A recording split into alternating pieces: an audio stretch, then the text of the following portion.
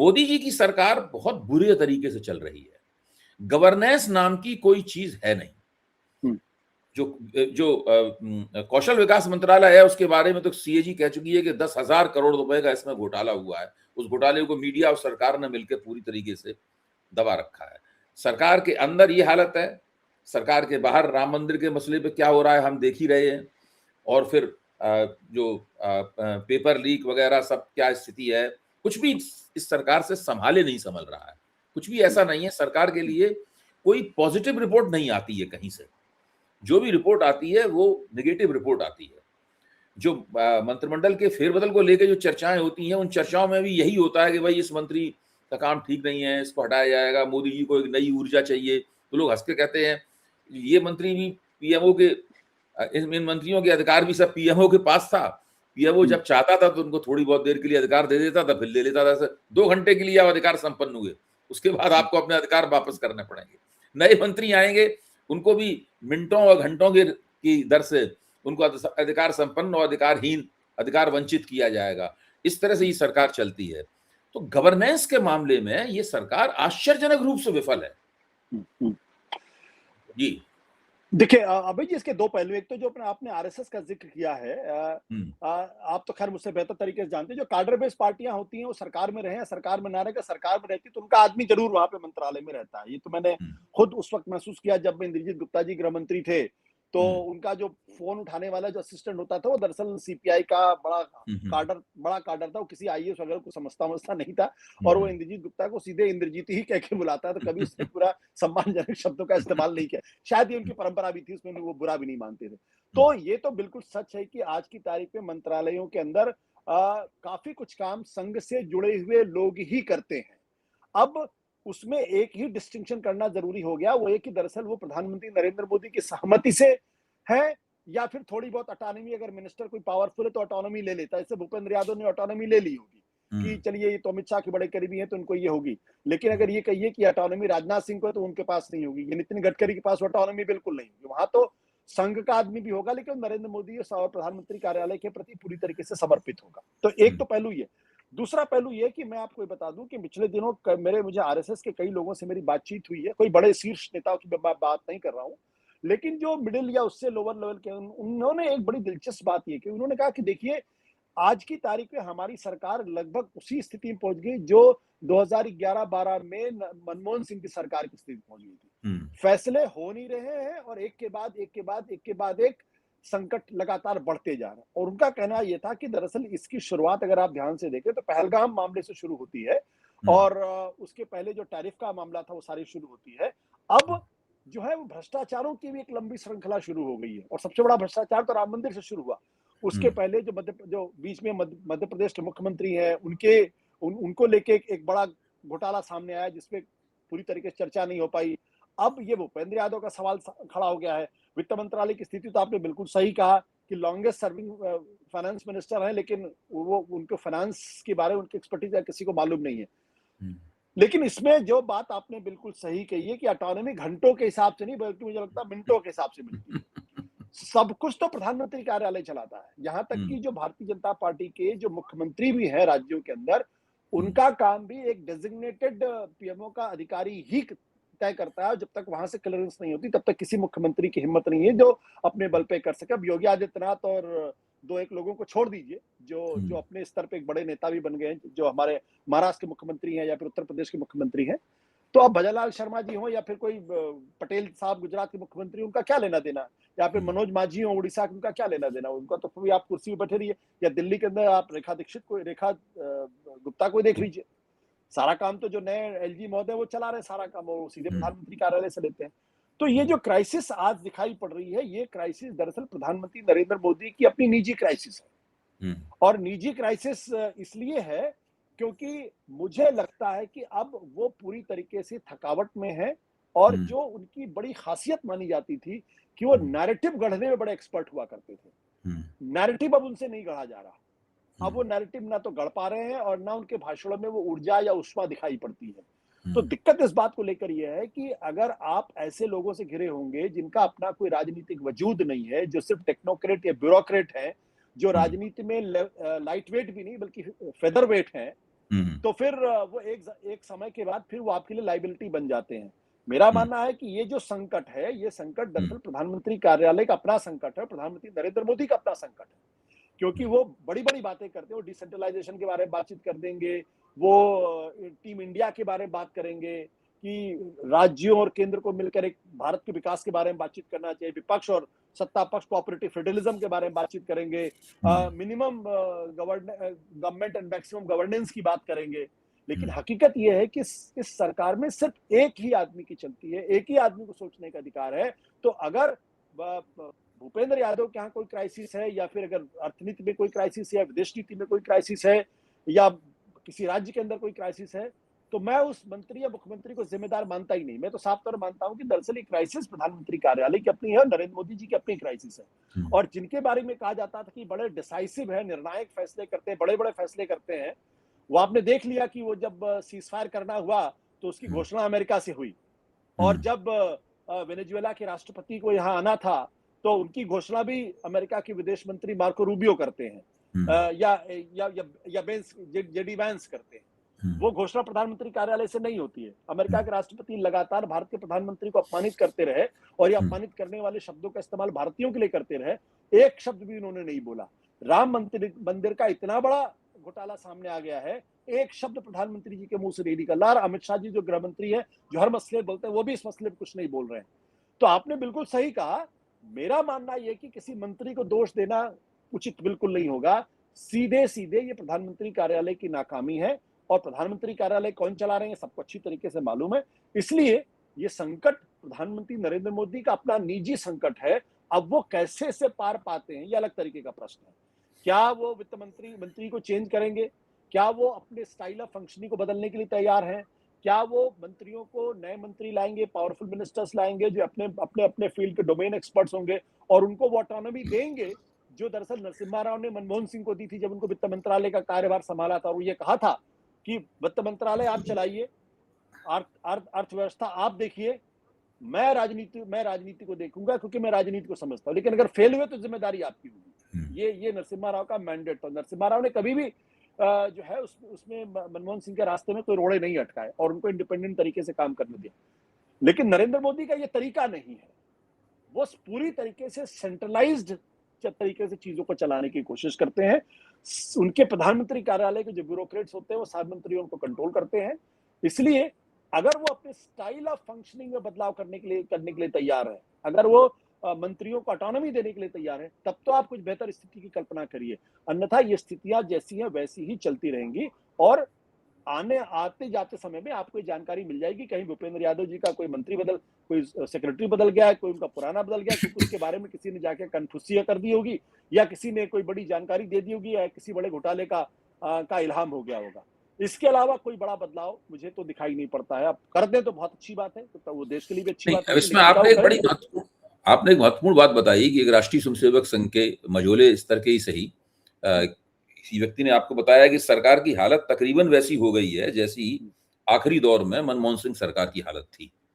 तो उस वक्त सरकार मनमोहन सिंह की जो हालत थी उसको मीडिया ने और ज्यादा एम्पलीफाई किया, और उस हालत को बहुत ज्यादा मीडिया ने, वो हम सब लोग उसमें शामिल थे, मैं भी उसमें शामिल था। मतलब अगर मैं मीडिया का एक हिस्सा हूं तो उस सरकार की कमियों को उजागर करने में और उनको लोगों के सामने विस्तार से बताने में मेरे जैसे व्यक्तियों की भी भूमिका थी, क्योंकि हम लोग सोच रहे थे कि हम लोग भ्रष्टाचार के खिलाफ संघर्ष कर रहे हैं, ऐसा करते हैं। बिल्कुल। अच्छा, तो वो उसकी वजह से उनके खिलाफ उससे एक एंटी इनकम्बेंसी जनरेट हुई। इसका नतीजा ये निकला कि कांग्रेस की सीटें 50 के आसपास आ गई घट के। अच्छा, इस सरकार की भी बिल्कुल उनके आरएसएस के बंधु की बात से सहमत हूं। मैं मानता हूं ये उस वक्त के सभी बुरी है इनकी हालत। उस सरकार में फिर भी कई सक्षम मंत्री थे, क्योंकि उस सरकार में सेंट्रलाइजेशन का स्तर हर जगह होता है, वहां केंद्रीकरण का स्तर इतना ज्यादा नहीं था, है कि नहीं? तो ये इससे भी बुरी हालत है। लेकिन चूंकि मीडिया इस चीज को एम्पलीफाई नहीं कर रहा है, मीडिया इस चीज को उस जमाने की तरीके से लोगों के सामने पेश नहीं कर रहा है खोलकर, तो इससे वो माहौल नहीं बन रहा है जो उस वक्त माहौल बना था उस सरकार के खिलाफ। तो लेकिन क्या एंटी इनकम्बेंसी मीडिया के इन प्रयासों की हमेशा ही मोहताज होती है? क्योंकि जिस तरह उस सरकार को 10 साल हो गए थे, इस सरकार को 10 साल से ज्यादा हो गए हैं। कोई जरूरी नहीं है, मैं मानता हूं कि मीडिया की भूमिका होती है, लेकिन मीडिया की पूरी तरह मोहताज नहीं होती है एंटी इनकम्बेंसी, क्योंकि जनता को दिक्कतें झेलनी पड़ रही हैं। जनता तो उन दिक्कतों की रोशनी में, अपनी अपनी टूटी हुई उम्मीदों की रोशनी में, अपनी भग्न आकांक्षाओं की रोशनी में देखती है सरकार को, देखती है कि ये वो नेता तो नहीं है, इसको हमने बड़े गाजे बाजे के साथ सत्ता पे आरूढ़ किया था, ये तो नेता बदल गया है, नेता इसकी मुरझा गया है, नेता इसकी आभा मंद हो गई है, ये सब जनता सोचती है। तो आपको क्या लगता है, कुछ एंटी इसके इतनी बुरी सरकार चला रहे हैं मोदी जी, तो फिर एंटी इनकम्बेंसी कुछ बन रही है, या मीडिया सोख लेता है उसको, मीडिया सोखते की तरह उसको सोख लेता है? 2024 का चुनाव तो इस बात का प्रमाण है कि इनके खिलाफ एंटी इनकम्बेंसी थी। तो 2024 के बाद से ऐसा कोई जबरदस्त काम तो किया नहीं जिसकी वजह से वो एंटी इनकम्बेंसी को न्यूट्रलाइज कर ले, बल्कि उसके बाद की स्थितियां तो बहुत खराब हुई हैं। और 2024 में भी मीडिया इनके साथ था, मीडिया इनके साथ था। तो एंटी इनकम्बेंसी तो है, इसमें कोई दो राय है ही नहीं। मुझे इसमें किसी तरीके का कोई कंफ्यूजन ना 2024 के पहले था ना 2024 के बाद है। एंटी इनकम्बेंसी है, स्ट्रॉन्ग एंटी इनकम्बेंसी है। इस सरकार की जो एक सबसे बड़ी खासियत है वो ये है कि दरअसल इनके पास वो पूरा मैकेनिज्म है जिसकी वजह से या जिसके कारण ये जो एंटी इनकम्बेंसी का जिस तरीके से असर होना चाहिए था, उस असर को ये काफी हद तक ब्लंट कर देते हैं। यानी लोगों को अगर तकलीफ हो भी रही होगी तो उसको उस तकलीफ का एक बहाना दे देते हैं कि भाई लोग कहेंगे यार पेट्रोल डीजल के दाम बहुत ज्यादा है, तो फिर एक खुसफुसाहट करने वाला आदमी, देखिए अरे आप लोगों को तो पेट्रोल डीजल की बात करें, पाकिस्तान में देखिए कितना बुरा हाल हो गया वहां पे, तो हमने तो फिर भी काफी संभाल के रखा। अब इसमें मोदी जी क्या कर सकते हैं? अगर ईरान में युद्ध हो जाए तो मोदी जी क्या कर सकते हैं इसमें? अगर ट्रंप जो है वो टैरिफ बढ़ा देंगे तो हम उसमें क्या कर, हम तो मैनेज कर रहे हैं। देखिए किसी तरीके से प्रधानमंत्री जी मैनेज कर रहे हैं, और लाखों की संख्या में इनके फुट सोल्जर्स हैं जो गली गली मोहल्ले मोहल्ले आरडब्ल्यूएस में एक्टिव हैं, और लाखों की संख्या में व्हाट्सएप ग्रुप्स हैं जहां वो लगातार लोगों के दिमाग को बदलने की कोशिश कर रहे हैं, कम से कम जो आलोचना आ रही है उसको ब्लंट करने की कोशिश कर रहे हैं। साथ ही साथ सोशल मीडिया पे जबरदस्त तरीके से इनका असर है, और मीडिया तो आप देख ही रहे हैं। तो मैं एक चीज का बहुत पक्का समर्थक हूं, वो ये है कि मीडिया किसी सरकार के खिलाफ अगर एंटी इनकम्बेंसी 2 है तो 2 को 6 में बदल सकती है। वो रोज अगर चिल्लाना शुरू कर दे प्रधानमंत्री नरेंद्र मोदी जी इस्तीफा दो, जो मनमोहन सिंह के जमाने में हो रहा था, अन्यथा किसी ने नहीं सोचा था कि कांग्रेस की सीटें 44 पे आके घट जाएंगी। मतलब एक भी पत्रकार अगर मुझे मिलता जो कहता कि नहीं कांग्रेस की सीटें जो है वो 203 से घट के 44 हो जाए, मुझे तो नहीं मिला था 2014 में जिस तरीके की बात की। मुझे तो एक भी आदमी नहीं मिले, एक दो लोगों को छोड़ के, कि भारतीय जनता पार्टी को 282 सीटें मिलेंगी, मुझे तो नहीं मिला था। तो वो एक अलग तरीके का, लेकिन चूंकि जो एंटी इनकम्बेंसी थी उसको मीडिया ने इतने बड़े पैमाने पर मैग्नीफाई कर दिया था कि जो लोग नहीं मानते थे वो भी मानने लगे थे कि बहुत बुरी सरकार चल रही है। ये एक एब्सेंस है। दूसरी बात क्या है कि जब आप ये कहते हैं कि क्या एंटी इनकम्बेंसी है, तो फिर कॉज का इफेक्ट भी होना चाहिए कि भाई अगर एंटी इनकम्बेंसी है तो उसका मतलब सरकार जानी चाहिए। अब इसमें एक राइडर जो अब लग गया है, जो 2024 के बाद का एक नया फिनोमेनन है, वह इलेक्टोरल मैनेजमेंट। अगर इलेक्टोरल मैनेजमेंट काम कर रहा है, मैं जानबूझ के उसको वोट चोरी की भाषा में नहीं बात कर रहा, अगर इलेक्टोरल मैनेजमेंट काम कर रहा है इसमें, तो फिर एंटी इनकम्बेंसी हो ना हो इससे क्या फर्क पड़ता है? आप महाराष्ट्र में जिसको सब मान के चल रहे थे कि वहां कांग्रेस पार्टी का गठबंधन जो है वो महाविकास आघाड़ी वो जीतेगा, वो बुरी तरीके से हार गया। वहां 2/3 से वो जीत गए, सब हक्के बक्के रह गए। हरियाणा के अंदर सब कह रहे थे कांग्रेस पार्टी जीत रही, वो बुरी तरीके से वहां कांग्रेस पार्टी चुनाव हार गई। आप बंगाल का उदाहरण तो आपके सामने, किस तरीके से चारों तरफ से एक चक्रव्यूह को रच के ममता बनर्जी को न केवल हराया गया बल्कि उनके पार्टी को कब्जा कर लिया गया। अब आप कहते रहिए कि ममता बनर्जी के खिलाफ तो आप भयानक तौर पर एंटी इनकम्बेंसी थी, वहां भ्रष्टाचार के गंभीर आरोप थे, लेकिन क्या इन सारे फैक्टर्स को हम माइनस कर दे जो फैक्टर्स वहां काम कर रहे थे? या बिहार के अंदर किसने कहा था कि आरजेडी को 22 सीटें सिर्फ आ जाएंगी, जबकि वो आरजेडी जो 5 साल पहले लगभग बराबर की सीटें लेके आती है, और अगर मैनेजमेंट नहीं होता तो शायद आरजेडी की सरकार वहां पे बनती। तो हम आज एक ऐसे मोड़ पर पहुंच गए हैं, भारत की राजनीति एक ऐसे मोड़ पर पहुंच गई है जहां इस इलेक्टोरल मैनेजमेंट को दरकिनार करके हम अगर किसी तरीके का कोई विश्लेषण सरकार के बारे में करते हैं या चुनाव के बारे में कोई भविष्यवाणी करते हैं, तो फिर वो उचित नहीं होगा। हमें इस राइडर के साथ करना ही पड़ेगा कि इलेक्टोरल मैनेजमेंट इस देश के अंदर चल रहा है, चाहे वो चुनाव आयोग के माध्यम से चल रहा है, चाहे एसआईआर के माध्यम से चल रहा है, चाहे एडमिनिस्ट्रेटिव कंट्रोल अपने हाथ में लेके हो रहा है, चाहे ईवीएम की जो शिकायतें आ रही हैं उसको अगर आप जोड़ना चाहें तो वो भी आप जोड़ सकते हैं। तो जब एंटी इनकम्बेंसी का एकमात्र पैरामीटर होता है वह सरकार की हार, क्या वाकई में सरकार की हार होने वाली है या नहीं है, कम से कम मैं तो नहीं आज की स्थिति में कह सकता हूं, क्योंकि मैं तो बिहार बंगाल चुनाव के समय भी ये कह रहा था कि भैया जिस तरीके से चुनाव हो रहा है उसमें ममता बनर्जी अगर हार जाए तो मुझे हैरानी नहीं होनी चाहिए। तब कई लोगों ने मेरा मजाक भी उड़ाया था। तो मैं इस बात में निश्चित, एक एंटी इनकम्बेंसी है, इसमें कोई दो राय नहीं है।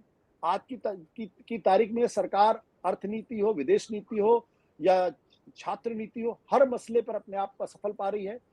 जो सरकार या जो संगठन राम के दानपात्र की रक्षा नहीं कर सकती, हम कैसे उससे उम्मीद करें कि वो देश की रक्षा कर पाएगी या फिर वो हिंदू समाज की रक्षा कर पाएगी। ये प्रश्न मेरे सामने है। लेकिन क्या वो चुनाव हार जाएंगे? आई डू नॉट नो, मुझे नहीं मालूम, क्योंकि मुझे नहीं मालूम किस तरीके का नहीं, इसमें केवल एक पहलू है आशुतोष जी, एक पहलू है जिससे आप अच्छी तरीके से अवगत हैं और हमारी आपकी इस बारे में चर्चा भी हो चुकी है। वो पहलू ये है कि 2024 के चुनाव से पहले भी भारतीय जनता पार्टी ने बड़े सुंदर विधानसभा चुनाव जीते थे, सनसनीखेज जीते थी वो भी। मध्य प्रदेश और छत्तीसगढ़ उन्होंने छीन लिया था। मध्य प्रदेश, राजस्थान, छत्तीसगढ़ तीनों जीत लिए थे। और उसी के प्रभाव में आगे इन्होंने जोश में 400 पार कहना शुरू कर दिया था कि अब तो हमारी बल्ले बल्ले, हमें कोई रोक नहीं सकता है। और इससे पहले 2019 से पहले कांग्रेस ने तीनों जीत लिए थे, फिर कांग्रेस हार गई थी लोकसभा चुनाव में। इन्होंने भी 2024 से पहले जीते और लोकसभा चुनाव में इन्होंने अपना बहुमत खो दिया उसके बाद में। इससे ये लगता है कि प्रदेशों में जो एंटी इनकम्बेंसी होती है या इनकम्बेंसी या एंटी इनकम्बेंसी जो भी होती है, उसका किरदार अलग होता है और लोकसभा की एंटी इनकम्बेंसी या इनकम्बेंसी का किरदार थोड़ा भिन्न होता है। ये हमने 2024 में तो खास तौर से देखा है। तो हम लोगों को थोड़ी प्रतीक्षा करनी होगी कि जैसे जैसे लोकसभा चुनाव नजदीक आएगा वैसे वैसे हमें इस मामले में कुछ हो सकता है भिन्न तस्वीर दिखाई पड़ना शुरू हो। अब भैया लेकिन उसमें एक राइडर है। वो राइडर ये कि हम ये मान के चल रहे हैं कि चुनाव जो है वो पूरी तरीके से साफ सुथरे और ईमानदारी से हो रहा है। मैं तो ये मानता हूं 2024 का चुनाव भी साफ सुथरा और ईमानदारी से नहीं हुआ, क्योंकि उसमें 78 सीट तो ये लोग बेईमानी से बचा ले गए। इसके प्रमाण उपलब्ध हैं, इसका डेटा, इसका सेफोलॉजिकल प्रमाण उपलब्ध है और हम लोग इस प्रमाण के ऊपर भी चर्चा भी कर चुके हैं और सब हमारे पास दस्तावेज भी हैं। आगे भी चर्चा हम कर सकते हैं, हालांकि बात अब पुरानी हो गई है। तो वो भी हो सकता है अब ज्यादा बेईमानी हो, अब प्रबंधन का स्तर ज्यादा हो, क्योंकि अब जो है ना, अब अप्रत्याशित नतीजे आ रहे हैं। ये जो मैंने कहा ना कि ये नतीजे अब अप्रत्याशित हैं। पत्रकार वरिष्ठ इतने बड़े पैमाने पर पत्रकारों को गलत होते हुए चुनाव के नतीजों पर मैं पहली बार देख रहा हूं। इसलिए मेरे मन में ये शंका है। मेरे पास कोई प्रमाण नहीं, इसलिए मैं ये नहीं कह सकता कि भाई चुनाव पूरी तरीके से रिग्ड है। मेरे पास प्रमाण जिस दिन होगा उस दिन मैं बोलूंगा। कंजक्चर के आधार पर बोलने का कोई अर्थ होता नहीं। तो मैं एक राइडर के साथ ये कहता हूं कि अगर चुनाव साफ सुथरे और निष्पक्ष तरीके से हो रहे हैं, तब तो 2029 का चुनाव इस सरकार के लिए एक बहुत बड़ा टेस्ट केस होगा और दिक्कतें इनको आएंगी निश्चित तौर पर, जो मैं 2024 के चुनाव के पहले भी बोल रहा था। लेकिन 2024 के बाद का जो किरदार चुनाव का बदला है, अगर वो एज इट इज है या अगर वो और बदलता है, तो फिर इस एंटी इनकम्बेंसी और हो या ना हो, इससे क्या फर्क पड़ता है?